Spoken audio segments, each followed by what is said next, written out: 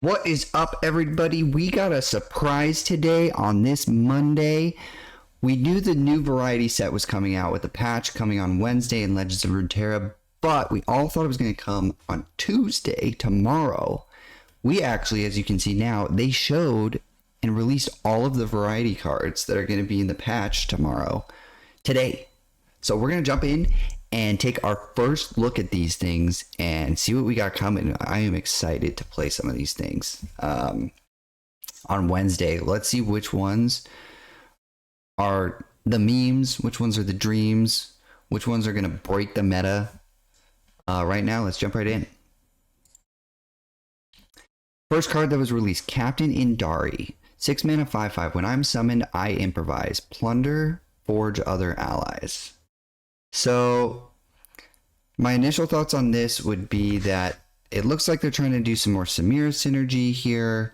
However, those Samira decks are usually really high tempo and low cost, so I'm not expecting to see this get much play.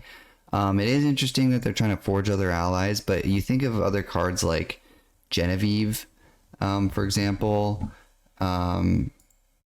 She kind of does this same thing without the plunder, and she has Scout and Challenger. I think there's just a lot of sorry, we're opening up this so we can do some comparisons. The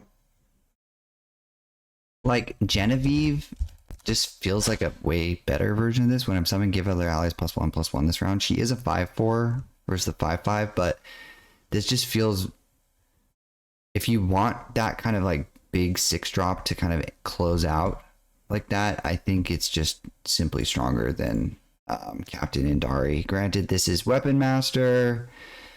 I don't know. It may find some places in decks that are utilizing the Adroit Artificer.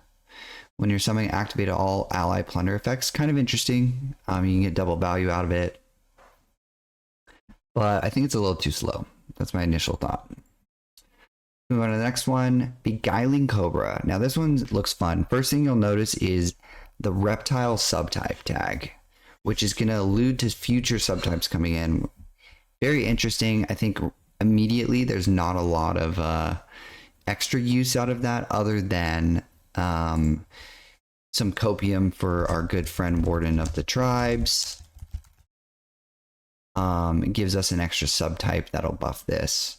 So if you're looking for some Warden of the Tribe beams, maybe you can take advantage of some of these new subtypes that are coming in the variety set in a couple days. But what does the Beguiling Cobra do?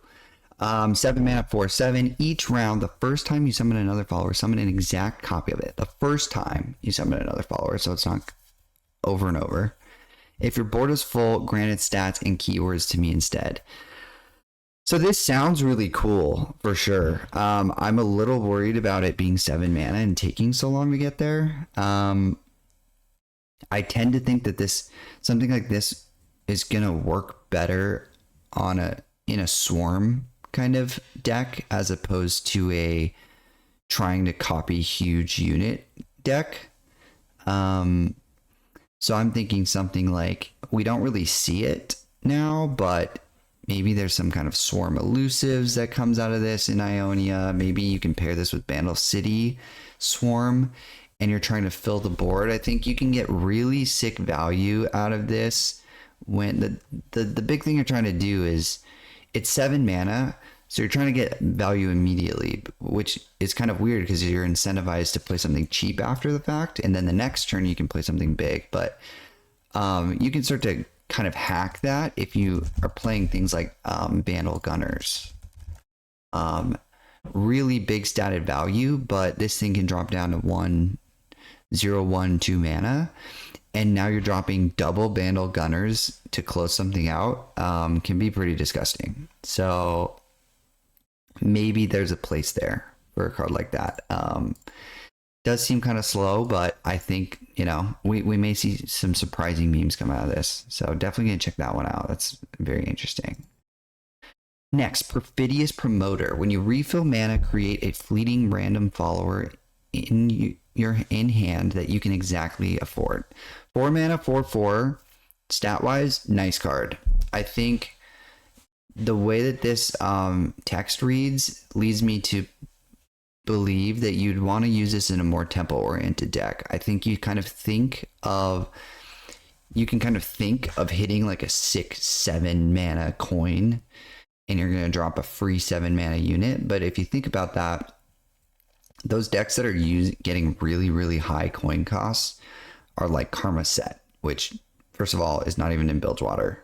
And second, those decks that are running and hitting those high coin costs are also constantly filling their hand with other cards that they totally know that they want to play.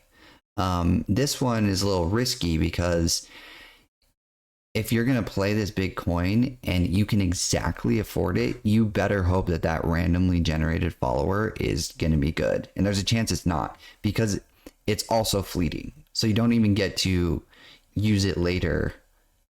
If you decide not to play it that turn, you're kind of stuck with it. So in my mind, the best deck that this could work in, again, I think this is obviously Jack support with coin synergy. Looks like one of his followers. I would play this in like Ionia probably, but a more tempo oriented Ionia, where you're getting coins from a lot of those units, but you're trying to just get immediately cash out on it, and you're trying to fill the board and just keep filling the board and keep the pressure up. You know, there's great elusives.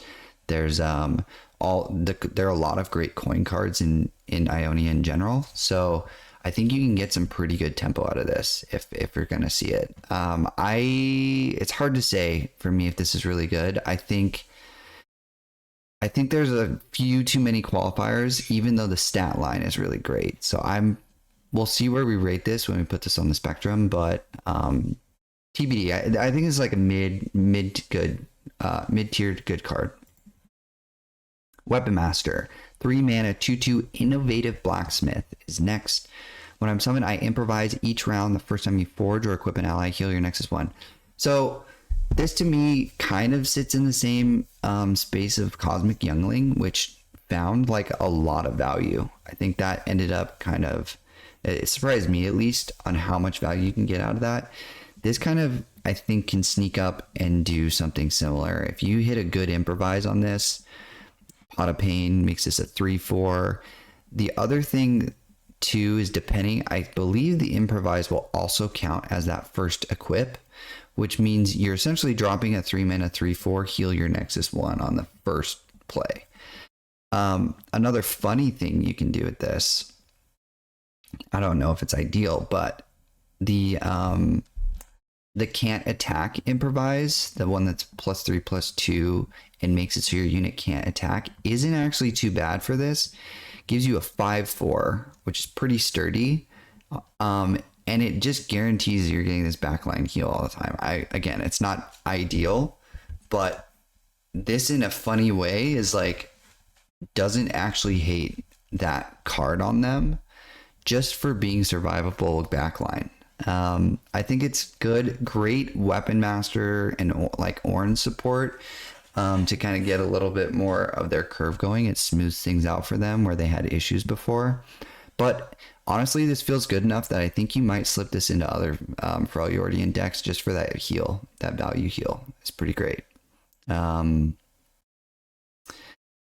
there are enough cards that slightly dip into equip that I think people will like this. It's kind of just like dropping a Combat Cook a little bit sooner. And Combat Cook did see some value at times. So I think this one just kind of has a little bit of extra magic to it with the heal on there. Good card. Not insane, but good. Sacrificial Scholar. Oh my god, everybody. I am going to be playing this card so much over the next couple of weeks. Faded 2 mana 1/2 Last Breath. Create in hand copies of the first 3 spells you played on me. This is crazy.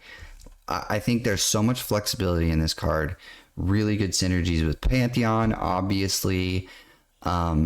I'm going to be throwing this into somehow into my Starhounds deck. I just feel like it's going to have good curve. It's going to give us even more options for pumping out those doggos. And then another thing that comes to mind here that I think is maybe a little sleeper when you think of this initially is Seraphine Synergy. We don't really see like Targon PNZ, but the fact that you're going to create copies of up to 3 spells played on you, that can accelerate Seraphine's leveling condition significantly. And if she comes out and she's leveled like on turn 5 or something, now you're kind of talking a whole different ball game. So super interesting card. I really like this one. This one's up on the top tier for me.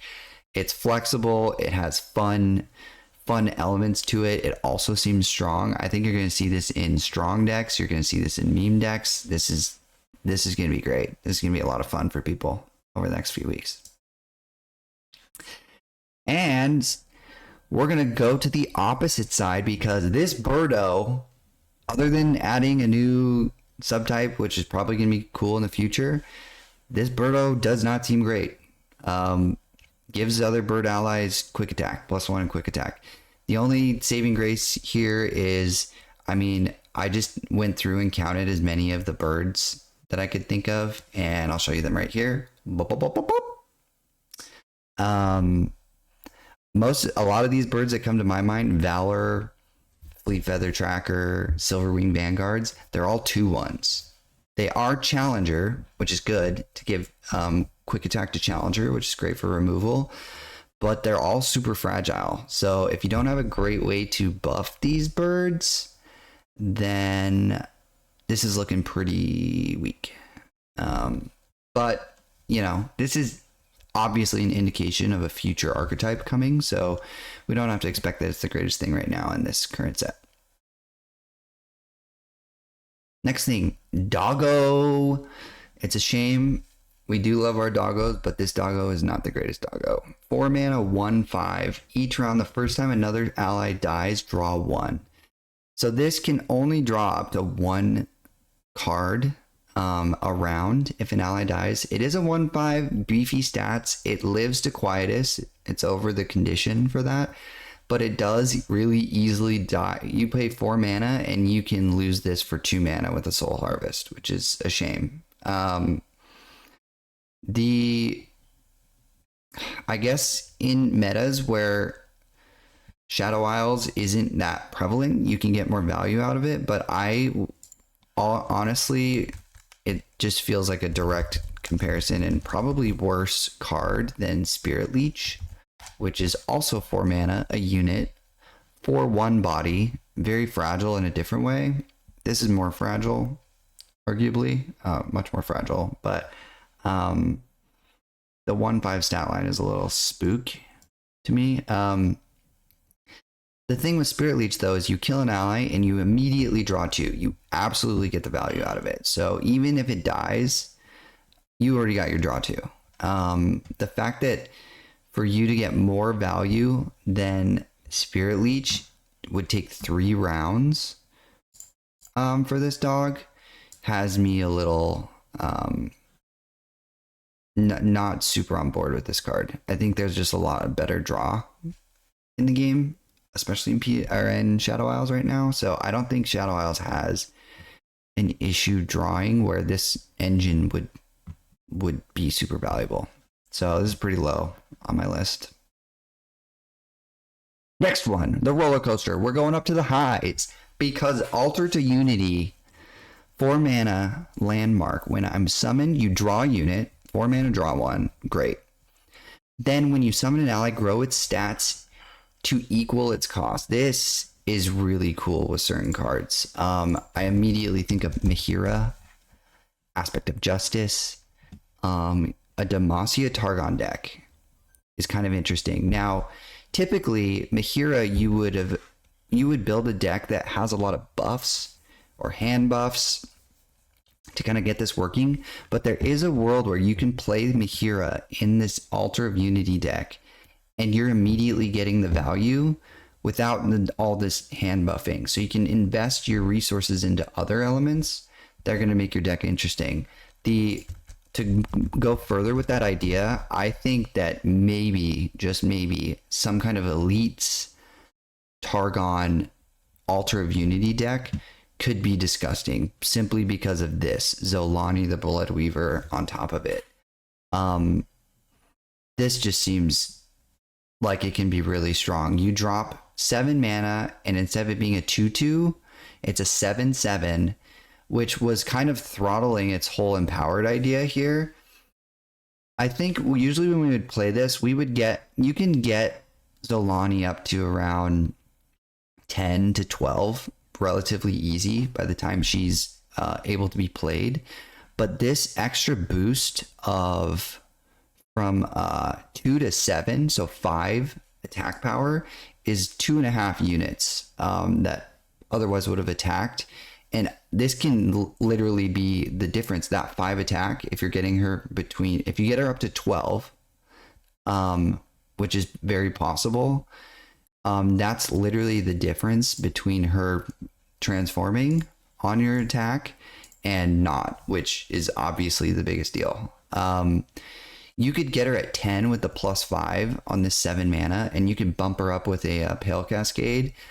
And if you're playing Elites, which is already a board heavy deck, you could be swinging with 4 to 5 Aspects Banes immediately. So I'm really looking at this one to be an interesting deck with the Altar, to see if you can really just slam down on turn 7 and just attack, and you almost just end the game right there. So I'm definitely gonna be playing with the Altar. Very cool card. Super cool. I'm sure there's other synergies there, but that's just one that immediately came to mind. I think I had another one that I was thinking of. Oh, another one, different angle, would be very fun though still, is Revna. Revna, 6 mana, 2/2. The question with this is what triggers first. Does the landmark buff her up to 6/6 and then she grants units in your deck her stats, or does she grant the units, does her summon go off and then the landmark goes off? Either, if it's the landmark first, then this is huge. This is really nice. If not, I think it's still strong. It just puts a way better body onto something that's already a super strong effect. So either way, putting this in a Revna deck, not bad at all. Really cool. Let's move on to the next one here. We've got Pack Attack. This is a Shurima spell, 6 mana. Start a free attack with an exact ephemeral copy of each cat ally. Now, we don't know any cats. There have not been any released that specifically say cat on them, but we can infer, did a little digging, and these are the cats that we currently have in the game that I would presume are going to take on this subtype, hopefully on Wednesday when this stuff all comes out.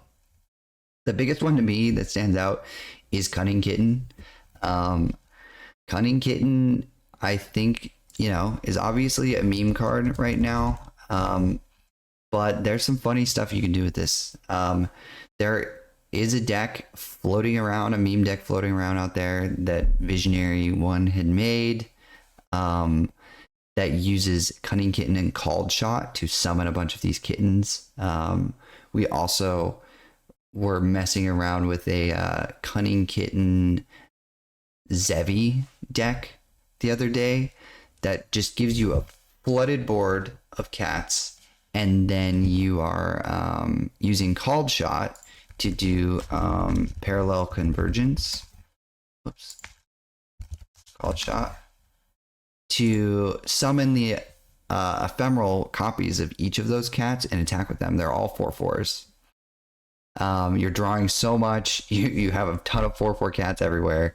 So essentially, this is a little bit of a, there are fewer hoops to jump through to kind of hit this at the cost of you being in Shurima. So the question is, can those Cunning Kittens find a home with the Pack Attack in Shurima? We will see. I think it's going to be a meme, but this is certainly going to have some interesting synergy in new patch, new expansions, when they kind of reveal a little bit more of what this is about. Next card, 4 mana, fast speed from PNZ Blowback. Deal 1 to an enemy in the enemy nexus. Discard up to 2 to increase the damage by 1 for each card discarded. This to me immediately reads as a more powerful, certainly more powerful Get Excited, hopefully more balanced Get Excited.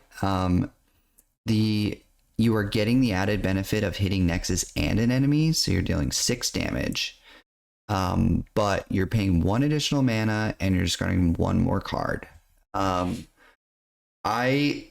tend to think that this may be really scary. Even in the current meta right now, Samira Jinx feels pretty scary when it hits its stride, and I think this just simply makes the deck more consistent.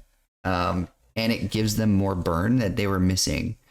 There are times where I go against that deck and I'm barely surviving by like 3 HP to turn it around. And this is exactly what they need.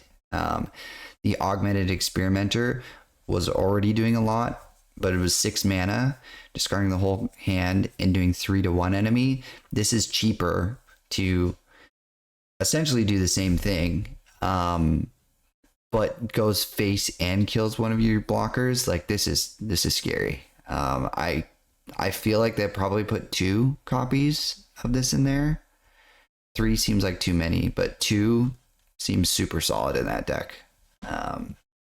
So keep an eye out for that. If you're one of those aggro burn lovers, this card's gonna be really great. Last but not least, Condense. This card I'm super excited about. I love these copy decks. Love playing Starhounds. I think there's just going to be, I'm going to have to try something with Starhounds with this. See if we can get a bunch of big doggos. It is kind of a worse Fading Memories, really. Fading Memories with 0 mana and the Ephemeral, but it sticks. It does stick to the board. It's in a different region. I'm just glad it's back because we didn't have any of it in rotation. We did have Soul Cleave, but just Soul Cleave really wasn't enough for my taste. So I do like seeing that this is back. I think there's going to be a ton of fun things you can do with this. You can do this, slap this on huge people like Lady Cythria for crazy value.